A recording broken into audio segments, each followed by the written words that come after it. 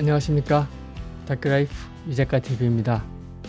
사실 이게 두 번째 녹화인데요. 첫 번째 녹화를 해서 들어봤더니 너무 길어요. 그래서 짧게 다시 한번 처음부터 다시 찍습니다. 제가 이번에 여행을 좀 다녀왔는데요. 중부 유럽 4개국 다녀왔습니다. 네덜란드, 벨기에, 룩셈부르크, 독일 이렇게 다녀왔고요. 포토샵으로 저의 그 점프하는 모습을 제장을 한 장에 이렇게 만들어 보았습니다. 빨리빨리 읽도록 할게요. 예, 그동안 제가 국내와 해외로 여행을 좀 많이 다니긴 했습니다만 이렇게 이제 기록으로 남기는 것은 2025년 10월에 다녀온 이 여행이 좀 의미가 있었다라는 생각을 했고, 또 다녀와서도 또 배운 바 느낀 바가 많았고 또 생각한 바도 상당히 많았습니다. 그래서 이제 기록으로 남기고자 했고, 그 여행에 대해서 이제 그 설명을 할 텐데요. 사진에서 보시다시피 날씨가 이렇게 파랗지가 않았습니다. 그래서 비가 내리고 흐리고 그랬습니다. 그래서 멋진 사진을 찍으려면 사실 파란 하늘에 흰 구름이 뭉게뭉게 있어야 좀 볼 맛이 나는데요. 이번에 카메라 몇 개 가져갔는데 좀 예쁘게 멋지게 건진 거는 별로 없는 것 같습니다. 자, 그런 여행을 어떻게 다녀왔는지 잠시 빠르게 소개를 해 드리도록 하겠습니다. 제가 다녀온 루트 이렇게 나라와 도시를 정리를 했는데요. 빨리 말씀을 드리면 프랑크푸르트에서 시작을 해서 이렇게 암스테르담까지 올라갔다가 다시 이렇게 내려와서 벨기에를 거쳐서 룩셈부르크를 거쳐서 다시 프랑크푸르트로 온 다음에 귀국하는 그런 일정이었습니다. 첫날 독일 킬른 대성당 다녀왔고요. 그 옆에 또 제가 좋아하는 브랜드 라이카, 사실 독일의 최고의 카메라죠. 라이카 카메라점이 있어서 잠시 또 앞에서 사진 하나 찍었습니다. 그리고 이제 암스테르담으로 이동을 했죠. 이곳이 암스테르담 중앙역입니다. 그리고 네덜란드는 운하의 도시이고 암스테르담도 역시 운하의 도시입니다. 그래서 그 운하에서 본 암스테르담의 경치를 여러분들께 이제 이렇게 보여드리는 거고요. 그 다음에 이제 반 고흐 미술관입니다. 실제 반 고흐 미술관의 입구는 여기고 밑으로 해서 지하로 해서 바로 옆 건물인 이 건물에서 작품을 감상하게 됩니다. 그래서 그 대표작인 그 해바라기와 아몬드를 열심히 보고 왔습니다. 그 다음날 아침에 이제 간 곳이 그 말하자면 민속촌 같은 그런 곳인 풍차마을 잔세스칸스를 다녀왔고요. 그 다음에 또 암스테르담 북쪽이죠. 폴렌담이라고 하는 어촌 다녀왔습니다. 아주 잘 깔끔하게 정리정돈 잘 돼 있죠. 여기서도 와플을 하나 사 먹었던 기억이 납니다. 그 다음 이제 헤이그로 이동을 하는데 그 헤이그에는 그 유명한 마우리츠 하우스라고 하는 미술관이 있는데요. 여기 이제 베르메르가 그 작업한 진주 귀걸이를 한 소녀의 작품이 전시가 되어 있습니다. 그래서 여기 이제 미술관이고요. 상당히 작아요. 그 다음에 여기 이제 그 진품 작품이고 또 포스터 앞에서 제가 포즈 한번 취해봤습니다. 그 다음에 그 이쪽 사진에서 저 제일 끝에 있는 건물이 이제 미술관이었고요. 그 미술관에서 걸어서 이렇게 돌아 나오면 여기 운하를 거쳐서 돌아 나오면 요 모퉁이에 요 할아버지 할머니가 만들어내는 슈퍼 와플집이 하나 있어요. 그래서 거기서 3.5유로인가 주고 요거 하나 사서 먹는 중입니다. 그리고 이제 헤이그 바닷가인데요. 제가 오랜만에 탁 트인 바닷가를 보고 좋아서 저렇게 펄쩍펄쩍 한번 뛰어봤고요. 바람이 많이 부는 날이었는데 저기에다 소금기라고 하는데 맞는지 모르겠어요. 소금기가 많아서 거품이 저렇게 많이 생겼고 바람에 저 거품이 막 날아다닙니다. 그리고 저 바다 건너편이 바로 영국입니다. 그리고 그 다음날 이제 간 곳이 델프트인데요. 그 진주 귀걸이를 한 소녀의 작품을 만든 베르메르가 활동했던 그런 지역이 되겠습니다. 그래서 이렇게 구경을 했고요. 저 두 건물 사이에 여기 보면 하우스 오브 베르메르라고 적혀 있거든요. 그 부모가 운영했던 여관터라고 합니다. 그 다음 간 곳이 이제 그 벨기움의 안트베르펜이라고 하는 곳인데요. 이런 얘기가 있죠. 플란다스의 개와 네로. 그래서 네로가 꼭 죽기 전에 한번 보고 싶었던 그림이 루벤스의 그 그림이었는데, 미리 말씀을 드리자면 십자가에서 내림이라고 하는 그런 작품입니다. 근데 이 성당 안에 있거든요. 그래서 이 성당 안에서 제가 그 찍은 사진은 십자가에서 내림도 보긴 했습니다만은 찍어오진 못했고, 십자가를 세움이라고 하는 그 작품 앞에서 제가 저렇게 사진을 찍었습니다. 그 다음 간 곳이 이제 브르헤의 사랑의 호수와 광장이었고요. 상당히 이쁜 호수였던 것 같습니다. 이날이 아마 한국 시간으로 추석날이었는데 이날 밤에 이제 보름달 봤죠. 소원도 좀 빌고 했습니다. 그리고 간 곳이 겐트였는데요. 사실 겐트에는 교회하고 성당이 있었는데 저기는 성당입니다. 그래서 성당에서 뭘 볼까 했는데 마침 얀 반 에이크의 작품이 전시가 돼 있다고 해서 이렇게 들어가서 제가 이제 이렇게 보고 있는데요. 그 그림만 보는 게 12유로였던 것 같고요. 그 다음에 고글을 쓰고 가상현실로 얀 반 에이크의 작품을 그 보는 것까지 포함을 하면 16유로였던 것 같습니다. 그리고 이 작품의 이름이 켄트 재단화입니다. 그래서 저는 재단화가 뭐지 하고 막 그 궁금해 하다가 나중에 알아보니까 이것이 이제 3단으로 되어 있는데요.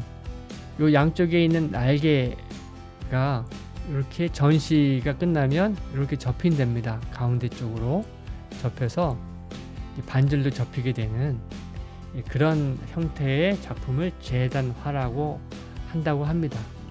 그리고 참고적으로 얀 반 에이크는 그 유화를 개발하진 않았습니다만은 유화를 가장 대중적으로 많이 사용을 했고 그 덕에 유화 형태로 많은 사람들이 따라서 그렸다고 합니다. 그 다음에 브뤼셀을 갔는데요. 브뤼셀 시청 건물에서 이제 그 졸업식이 좀 있었어요. 그리고 브뤼셀을 대표하는 것이 이제 저 오줌 싸개 동상이라고 하는데 마침 그날이 졸업식이 있어서 그 졸업 복장을 동상에 입혀놨더라고요.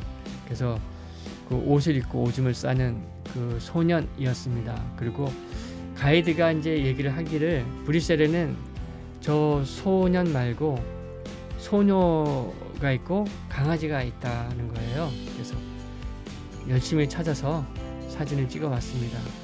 그래서 이쪽에 그 강아지가 그 오줌 싸는 모습이고요.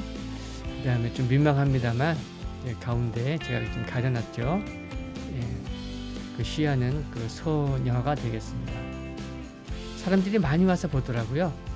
그 다음에 이제 거의 여행의 막바지로 지나가는데 이제 룩셈부르크를 이제 이동을 하게 됩니다. 그래서 룩셈부르크에서는 두 곳밖에 못 봤습니다. 이쪽에 대성당, 그래서 성당 안에서 그 좀 감상을 했고, 그 다음에 여기 축대 같은 곳에서 찍은 게 이제 요 아돌프 다리고요. 그 다음에 이 사진은 요 아돌프 다리 요 끝쯤에서 바라본 풍경을 찍은 겁니다. 그날 오후에 이제 간 곳이 하이델베르크 고성입니다. 그 관광을 했고요. 그 다음날 간 곳이 이제 프랑크푸르트 마지막 일정을 이 프랑크푸르트에서 가졌습니다. 레머 광장이고요.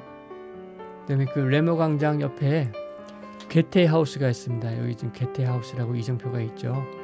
그 게테 하우스 제일 끝쪽에 요 라이카 또 카메라점이 있길래 잠시 가서 사진 하나 찍고 왔습니다. 자, 이제 여행의 그 마무리를 할 차례인데요. 그 정말 느낀 바가 많았습니다. 그리고 많은 고민과 생각도 하게 됐고요. 그리고 또 이제 잠시 또 후회가 되는 거는 그 고흐, 베르메르, 루벤스, 얀바네이크를 먼저 좀 공부하고 또 그림도 공부하고 또 영화도 보고 갔으면 조금 더 감동적이었겠다라는 그런 생각을 하게 되었습니다. 혹시나 이 루트로 여행을 가실 분 계신다면 꼭 작품을 또 작가를 공부하고 가시면 좋을 것 같습니다. 지금 보시는 음식이 족발이죠. 이 학생을 먹을 때 냄새가 좀 많이 나더라고요. 그래서 고추장을 듬뿍 넣어서 고추장 맛으로 좀 먹었고요. 김치찌개 한번 먹었는데 좀 별 맛이 없었습니다. 중식과 파스타가 그나마 좀 먹을만 했고요. 또 여행에서 저한테 많은 도움을 줬던 것이 이 통역 어플하고 인공지능이었습니다. 그래서 그 통역 어플과 인공지능을 쓰기 위해서는 반드시 데이터 로밍이 되어야 되겠죠. 많이 걸어서 귀국해서도 한 3일간은 다리가 좀 붓고 저리고 좀 고생을 했습니다. 그 다음에 여행을 많이 다녀보신 분들은 뭐 당연히 아시겠습니다만 그 유럽은 물이 안 좋다고 그래가지고 꼭 물을 사 먹어야 했습니다. 탭 워터라고 하는 그 수돗물은 거의 잘 안 먹습니다. 그리고 호텔에서 물 내릴 때 항상 조심을 하셔야 엉덩이가 젖지 않습니다. 왜냐면 물 수압이 엄청 세서 그 뭐 양변기를 넘칠 기세로 물이 나옵니다. 그리고 화장실이 없어서 저렇게 보시는 바처럼 1유로를 내고 화장실을 사용을 해야 되는데 따라서 이제 식당을 들어가게 되면 식사 후에 반드시 그 몸을 비우고 나오셔야 합니다. 그래야 1유로 안 냅니다. 저는 7일 동안 단 한 번도 유료 화장실 사용을 안 했습니다. 자, 이제 이렇게 열심히 여행하고 왔으니 일도 열심히 해야 되겠죠. 네, 이렇게 정리를 하다 보니까 또 뭔가 좀 아쉬워서 또 네덜란드를 갔다 왔지 않습니까? 그래서 살짝 고민 좀 하다가 또 이색 풍경 하나 보여드려야 되겠다 라는 생각에 이런 또 사진 자료 함께 공유를 합니다. 뭐 보시면 뭐 어떤 것인지 좀 이해가 되실 거고요. 그 다양한 국제 여행객들이 몰려드는 곳이라서 소매치기 조심을 해야 합니다. 그리고 또 저도 여기 밤에 갔다가 그 사건 사고가 터져가지고 그 경찰한테 몸수색 받았고요. 또 급하게 서둘러서 호텔로 되돌아왔습니다. 그리고 저를 뭐 한참 고민케 만든 일이 하나 있었는데 그 이야기까지 마저 하고 끝내겠습니다. 이번 동행한 팀분들은 모자이크를 안 해도 이해해 주시리라 믿고 사진 올리는 거고요. 하얀색 모자를 쓰신 분이 가이드입니다. 이번 가이드는 제가 만나본 가이드 중에 정말 손꼽히는 가이드 전문가였고요. 인상도 좋았습니다. 이번 투어에서 느낀 건데 통역이 가능한 투어 가이드가 정말 매력적이다 라고 새삼 느꼈습니다. 그래서 또 인공지능한테 물어봤죠. 60대인 제가 관광통역 안내사가 될 수 있느냐 라고 물었더니 인공지능이 가이드는 나이가 많을수록 좋다고 꼭 해보랍니다. 그래서 뭘 공부하면 돼? 라고 인공지능한테 또 물었더니 이걸 다 공부하래요. 그래서 이번에 한번 준비를 해보려고 합니다. 뭐 되든 안 되든 저렇게 공부하면 또 저의 그런 어떤 그 능력을 개발하는 과정이기도 하겠고 또 한편으로는 또 즐기는 그런 시간이 될 수도 있을 것 같아서 다 샀습니다. 다 사서 뭐 언제 들는지 모르겠습니다만 한번 도전 한번 또 해볼까 합니다. 자, 이제 진짜 끝입니다. 지금까지 시청해주신 분들께 진심으로 감사드립니다. 저는 이제 물러갑니다. 다큐라이프 이작가TV였습니다. 감사합니다.